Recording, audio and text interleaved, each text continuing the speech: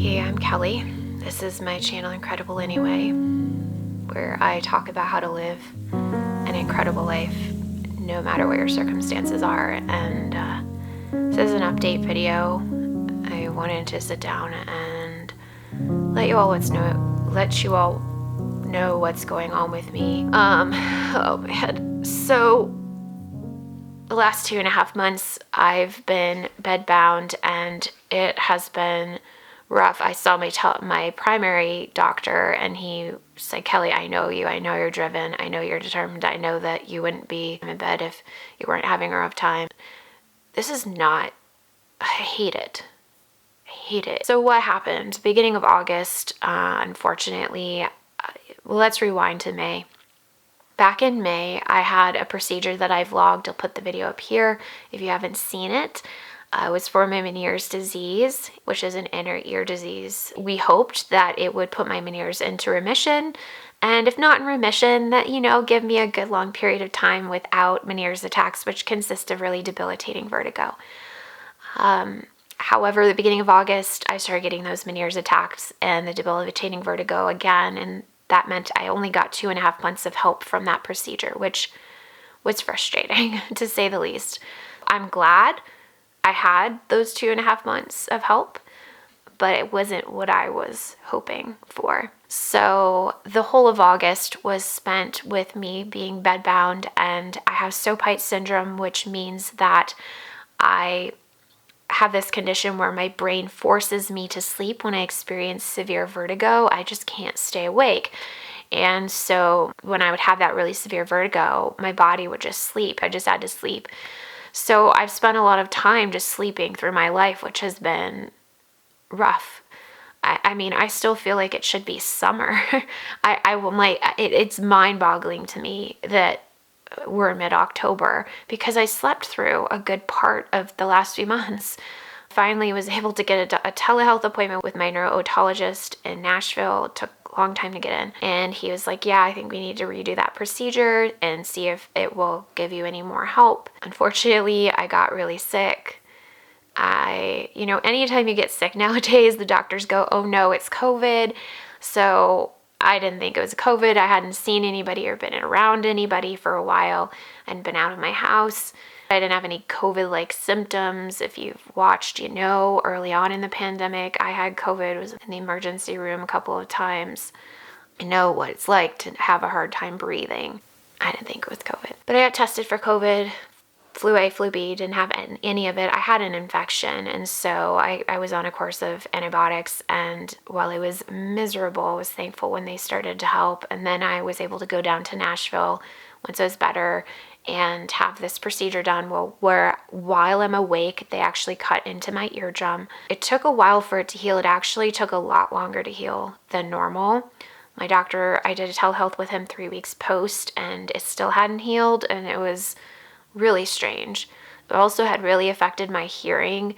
I kind of feel like I regained a little bit of the hearing that seemed to be down for those few weeks, but I'm going to be having a hearing test when I go see my neuro-otologist again. I don't tend to go to Nashville very often, but I want to do that. Hearing loss is a part of Menieres disease. I have mild hearing loss in my ear, so it's not unexpected that, especially because this treatment can cause hearing loss. It's part of the risk of the treatment. My migraines have been worse. I haven't been able to go into the hospital to get my IV infusions. I have psoriatic arthritis, which I rarely talk about because it is well managed. It's why I'm immune compromised, because I'm on a medication that suppresses my immune system. Psoriatic arthritis is an autoimmune disease where my body attacks itself and causes inflammation and swelling in my joints.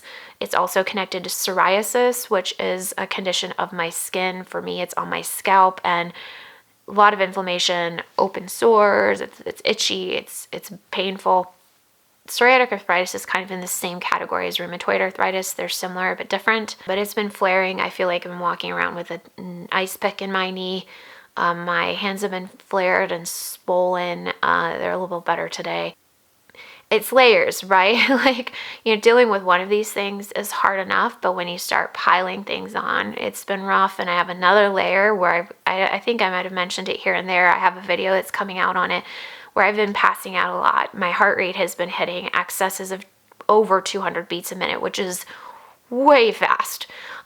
Consistently more in the hundreds, but it will spike up in there, and it's a lot, right? That's extremely fatiguing if your heart is beating that fast and making me pass out. That's scary. Benny has been amazing. So is Dash, actually, in helping me through those times. But I started to see a cardiologist, and we're currently doing testing. He feels like he has an idea of what's going on with me, but the test is going to confirm that. And so, yeah, we're going to be doing that test in about a week, which I'm looking forward to getting done so that we can then start treating it and moving on from there. And then, of course, being in bed for 2.5 months and being so fatigued and so unable to do the things that I love and bring me joy physically, be around people that I love, it has been really painful. And it has, I would say, started some situational depression. I don't deal with depression on a regular basis, but the depression has been real, and it's not the blues. It's not sad, but it's certainly feeling like there's not a lot of anything that would make me feel happy or joyful. And depression is a very rough place to be. I can't take antidepressants. So it's a matter of me trying to find things that will help me cope that are outside of medication. It's very lonely. Being around people exacerbates my condition. So while I can text, like even texting, as I said, commenting is hard, texting is hard. I have so much brain fog. It's hard to think, it's hard to focus, and I'm so fatigued, and it's just a very isolating time. And I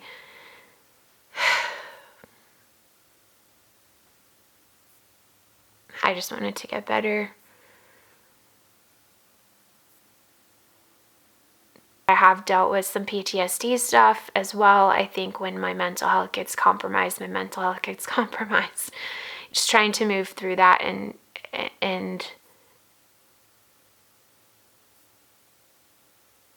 it's hard to explain with the brain I have right now, but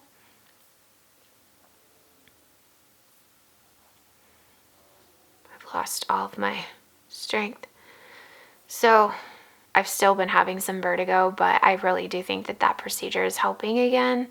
I'm not having Menieres attacks. I think the vertigo is probably more related to my migraines that I've been experiencing the last couple of weeks. I'm really hopeful that this procedure will help for more than 2.5 months this time. If it doesn't, I think it's time to consider other treatments. I'm really gonna be hopeful. There's a blue sky out there today, and I'm appreciating it. My head is screaming, my joints are screaming. It's rough. I'll get through the other side. If you made it to this point in the video, thank you so much for watching to the end to let me know that you are uber dedicated and watch this entire video. I'd love to know something that you go to when you're having a hard time that makes you happy, lifts your spirits, brings you joy. I used to watch the Golden Girls. The laughing at that show would just lift my spirits. I might actually get them out. I have the DVDs. Maybe I'll watch them again, and that'll help me. But I'd love to know, like, whether it's something you watch or something you do or something you experience, a smell, maybe you cook something. Yeah, I like to hear from you guys, so thank you so much for making it to this point in the video. I would love to hear updates from you guys if you've been dealing with a health issue or whatever. If you want to share, just know that I am rooting for you, and I care about you. You're not alone. You're not alone. And I think that the biggest way that we can realize that we're not alone is by reaching out and helping other people feel less alone. Really, truly. And if you're feeling alone, it's okay. It's okay to tell somebody you're feeling lonely. It is a hard thing to do because it makes us feel vulnerable, like we're weak. But in my opinion, when we say something like that, we're actually strong because we're saying, look, this is reality. And I think it's a very strong person that can look at reality and start to face it. it's only by facing our reality that is challenging that we can move through it to the other side and feel better. And if we don't say we're lonely, how are we ever going to get people in our circle? Sending you also such big hugs. You feel it? Feel it? I love you all. You're not alone. Bye. I'm gonna lay down now.